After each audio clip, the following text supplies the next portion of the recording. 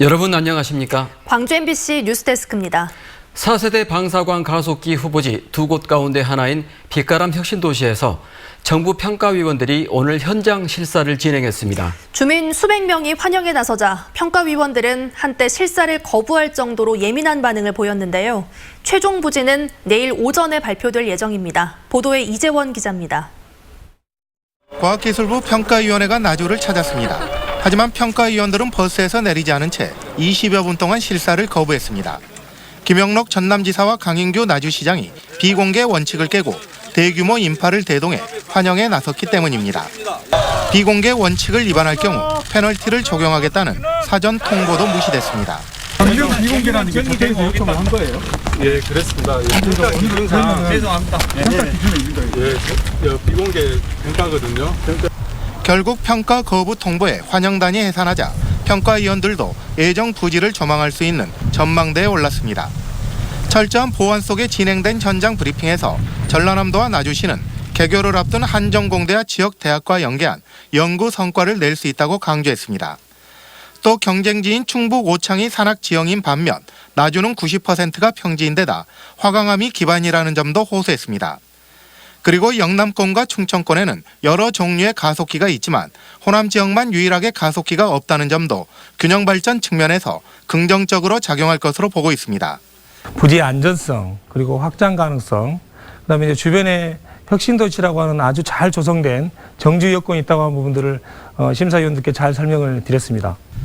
나주와 오창에 대한 실사를 마친 평가위원회는 종합평가를 거쳐 4세대 원형 방사광 가속기의 최종 후보지를 발표할 예정입니다. 대규모 환영 인파에 곤혹스럽다는 반응을 보인 평가위원회가 나주와 오창 가운데 어디에 손을 들어줄지 주목됩니다. MBC 뉴스 이재원입니다. 거짓 주장으로 5.18을 모독한 지만원 씨가 자신의 게시물을 삭제한 뒤에도 똑같은 주장이 다른 유튜버들에 의해 퍼지고 있습니다. 이들이 운영하는 채널을 수십만 명이 구독하고 있습니다. 5월 단체들은 더 이상 두고 보지 않기로 했습니다. 우정훈 기자가 취재했습니다. 영화에 가려진 5.18의 진실을 알려주겠다는 한 유튜브 콘텐츠입니다. 영상에서 유튜버는 4가지 근거를 들며 5.18이 북한군의 소행이라고 주장합니다. 하지만 이 유튜버가 주장하는 것들 모두 거짓으로 판명된 지만원 씨의 주장을 그대로 가져온 것입니다.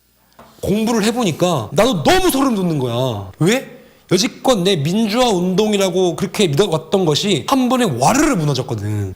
5.18을 이른바 광수의 소행이라고 주장한 지씨가 명예훼손으로 처벌받은 뒤 게시글을 지우고 있지만 다른 사람들을 통해 확대 재생산되는 겁니다. 이처럼 지씨의 주장을 가져와 5.18을 왜곡하는 콘텐츠는 인터넷에서 끊이지 않고 있고 결국 직접 광주를 찾아 시민들을 향해 막말을 퍼붓는 상황까지 이르렀습니다. 정작 진실을 밝혀야 될 5.18 민주화 운동을 왜 도대체 진실을 그렇게 숨기려고 하는 것인가요? 심각한 건 이들이 운영하는 채널의 구독자 수가 적게는 10만 명에서 많게는 20만 명에 이른다는 겁니다. 거짓으로 판명된 허황된 주장들이 광주의 명예와 구독자들의 정신까지 오염시키고 있습니다. 5월 단체는 이런 행태를 더 이상은 묵인할 수 없다며 법적 대응을 검토하고 있습니다. 그 도를 좀 넘은 것 같습니다. 이들 주장에 대해서도 보다 좀 엄중한 대응이 필요한 시점이다 이렇게 봤고요. 보수단체 회원들은 코로나 확산을 막기 위한 광주시의 집회금지 행정명령에도 불구하고 오는 16일부터 이틀간 광주에서 4천여 명이 참가하는 대규모 집회를 예고하고 있습니다. MBC 뉴스 우종훈입니다. 5.18 진상규명을 위해 광주시와 5.18 기념재단이 지난 2년 동안 피해자와 가해자로부터 제보를 받았습니다. 암매장과 성폭행 등 200건이 넘는 제보가 접수됐는데요. 5.18 진상조사위원회가 이를 전달받아 다음 주부터 본격적인 조사를 시작합니다. 이계산 기자가 보도합니다. 80년 5월 계엄군이 쏜 총탄에 부상을 당한 박상철 씨. 광주 외곽 산속에서 싸늘한 주검으로 발견된 고 김부열 씨의 유족. 광주시 진상규명통합신고센터와 5.18 기념재단에는 지난 2년여 동안 210건의 5.18 피해 가해 사례가 접수됐습니다. 행방불명과 암매장, 헬기 사격과 발포, 성폭력 피해 사례가 차곡차곡 접수됐습니다. 5.18 관련 체록을 다 했어요. 아주 소중한 아마 진실 규명을 위한 그런 자료들이 되지 않을까. 5.18 진상규명조사위원회는 취합된 5.18 자료와 제보 내용 등을 분석해서 다음 주부터 조사에 착수할 계획입니다. 오는 11일 전체 회의를 열어 조사 개시 명령을 의결한 뒤 12일부터 본격적인 조사를 진행하게 됩니다.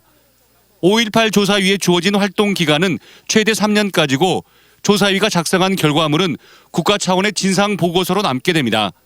최대 과제는 발포 명령자를 찾는 일이고 행방불명과 안매장 실태, 헬기 사격의 진실, 북한군 개입설의 진위 등이 5.18 특별법이 정한 진상규명 대상입니다. 지난해 정부의 공식 조사로 확인된 계엄군의 성폭행과 성고문도 추가로 규명해야 할 과제입니다.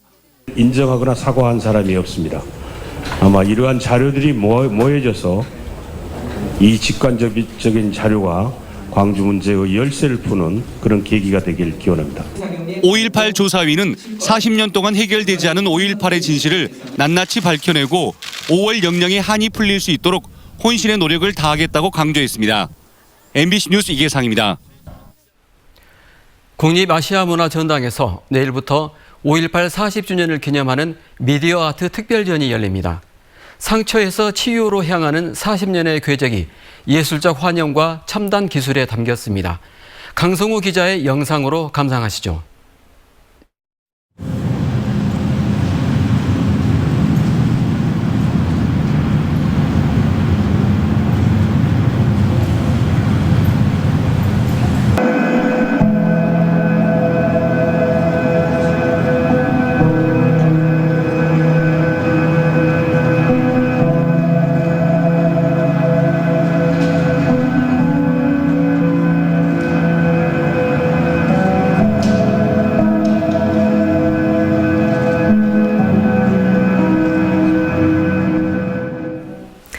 코로나19 사태로 외국인 노동자들이 입국하지 못해 농촌 일손 부족이 걱정된다는 보도 해드렸었죠. 농번기가 시작되면서 우려가 현실로 나타나고 있습니다. 양현승 기자가 취재했습니다.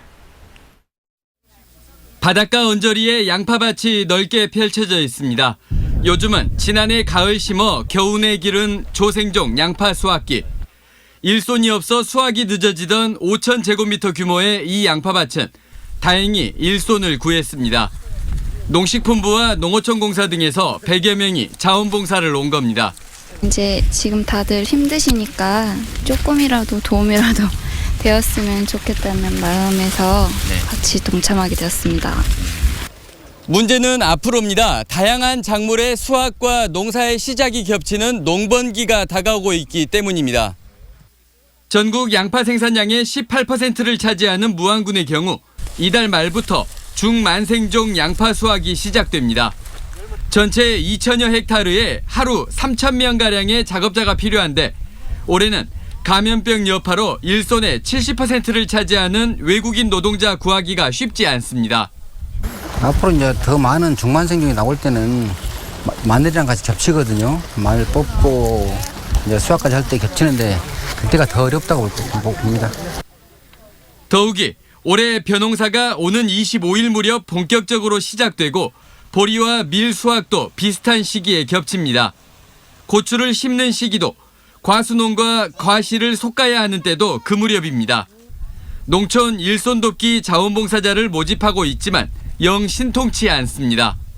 아직은 조조합니다만 문의도 많이 오고 앞으로 5월 말 정도 되면은 자원봉사자 신청자 수가 많이 늘어날 걸로 생각하고 있습니다. 애써 농사를 짓고도 농산물 판로 걱정, 가격 걱정, 일손 걱정까지 겹치며 농민들이 힘겨워하고 있습니다. MBC 뉴스 양현승입니다. 근로정신대 피해자인 이동련 할머니가 일제 전범기업의 배상과 사과를 끝내 받지 못하고 별세했습니다. 근로정신대 할머니와 함께하는 시민 모임은 어젯밤 11시 10분쯤 광주 북구의 한 요양원에서 미쓰비시를 상대로 한 1차 손해배상 소송에 참여했던 90살 이동련 할머니가 간암 투병 끝에 숨졌다고 밝혔습니다. 1944년 미쓰비시 중공업으로 강제징용된 이 할머니는 지난 2018년 대법원에서 승소 확정 판정을 받았지만 배상과 사과를 받지 못했습니다. 한편 미쓰비시를 상대로 소송을 제기한 원고 11명 가운데 지금까지 3명이 노환 등으로 숨졌습니다. 최근 한 달 사이 이륜차 사망 사고가 잇따르자 경찰이 사고를 막기 위해 불법 행위 집중 단속에 나섰습니다. 광주지방경찰청은 지난해 4월 한 건도 발생하지 않은 이륜차 사망 사고가 올해 4월에는 4건이나 발생했다며 신호위반 등 불법 행위 집중 단속을 벌인다고 밝혔습니다. 경찰은 코로나 여파로 인해 배달 음식 주문이 증가했기 때문으로 보인다며 주말과 휴일에도 단속을 이어간다는 방침입니다. 제40주년 5.18 행사위원회가 코로나 여파로 온라인 행사가 다수 포함된 5.18 행사 계획을 발표했습니다. 5.18 행사위는 유튜브 5.18 독립영화관과 화상 채팅을 통한 영어 스피치 대회 등 20여 개의 온라인 행사를 포함해 모두 81개의 40주년 5.18 행사를 준비했다고 밝혔습니다. 전남 5.18 행사위도 전남도청 앞 광장에서 열리는 옛 전남도청 현판 복원 제막식 등의 행사 일정을 확정했습니다.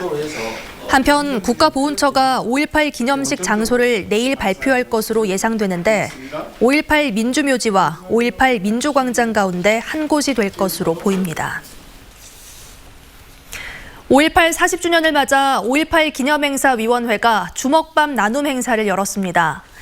5.18 구속 부상자회 등 5월 세 단체는 오늘 광주시 시각장애인 복지관에 직접 만든 주먹밥 500개를 전달했습니다. 행사위는 이번 행사가 5.18의 나눔 정신을 사회적 약자에게 실천하는 취지라고 설명했습니다. 광주시와 인접한 담양군에 대규모 조합 아파트가 추진됩니다. 담양지역 주택조합추진위원회는 영산강변이 보이는 담양읍 삼다리 지역에 750여 세대 규모의 조합 아파트를 공급하기로 하고 오늘 모델하우스를 오픈했습니다. 담양 지역에 700세대가 넘는 대규모 아파트가 공급되기는 이번이 처음으로 광주 첨단지구와 상무지구의 배후 역할을 할 것으로 기대됩니다. 주식회사 광주글로벌모터스가 임시 주주총회를 열고 노동계 복귀 신뢰와 외부 간섭이 없는 정상적 사업 추진을 결의했습니다.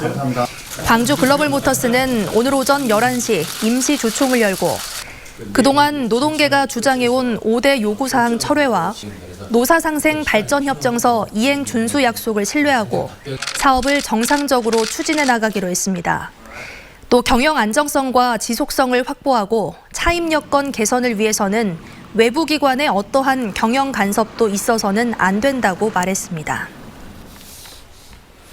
정보통신기술 융복합 기업인 한컴그룹이 광주시와 인공지능, 드론 분야에서 협력하기로 했습니다.